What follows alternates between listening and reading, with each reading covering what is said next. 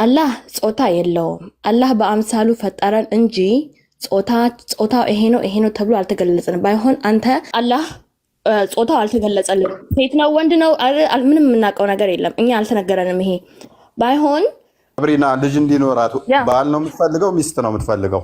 ኖ ፈጣሪ ያልኩህን አማርኛ ሰምተኸኛል። ፈጣሪ ጾታውን አልተገለጸልንም። እኛ ሰዎችን በእጁ እንደሰራንና በአምሳያው እንደሰራን ነው የምናውቀው።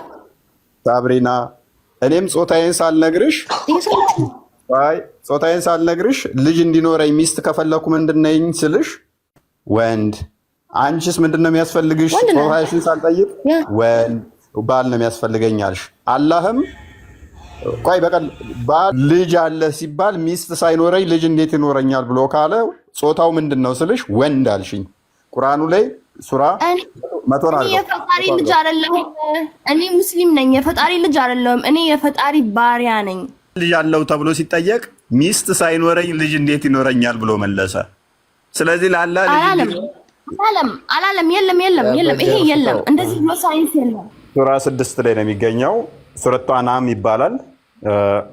101ኛው አያ ላይ ነው የሚገኘው። ከመቶ ጀምረሽ አንብቢው። አላህ ልጅ አለው ብለው ሲሉ አላህ ደግሞ ምን አይነት ምላሽ ሰጠ? ሚስት ሳይኖረኝ እኔ እንዴት ልጅ ይኖረኛል ብሎ ምላሽ ሰጠ። ስለዚህ አላህ ነሰሰርሊ ልጅ እንዲኖረው ሚስት ያስፈልገዋል ማለት ነው። አላህ ጾታ የለውም። አላህ በአምሳሉ ፈጠረን እንጂ ጾታው ይሄ ነው ተብሎ አልተገለጸንም። ባይሆን አንተ አላህ ጾታው አልተገለጸልንም። ሴት ነው ወንድ ነው ምንም የምናውቀው ነገር የለም። እኛ አልተነገረንም። ይሄ ባይሆን ሳብሪና ልጅ እንዲኖራት ባል ነው የምትፈልገው ሚስት ነው የምትፈልገው? ኖ ፈጣሪ ያልኩህን አማርኛ ሰምተኸኛል። ፈጣሪ ጾታውን አልተገለጸልንም። እኛ ሰዎችን በእጁ እንደሰራንና በአምሳያው እንደሰራን ነው የምናውቀው። ሳብሪና እኔም ጾታዬን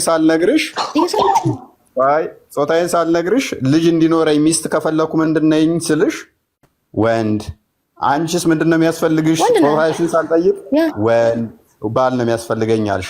አላህም ቆይ በቀል ባል ልጅ አለ ሲባል ሚስት ሳይኖረኝ ልጅ እንዴት ይኖረኛል ብሎ ካለ ጾታው ምንድነው ስልሽ ወንድ አልሽኝ።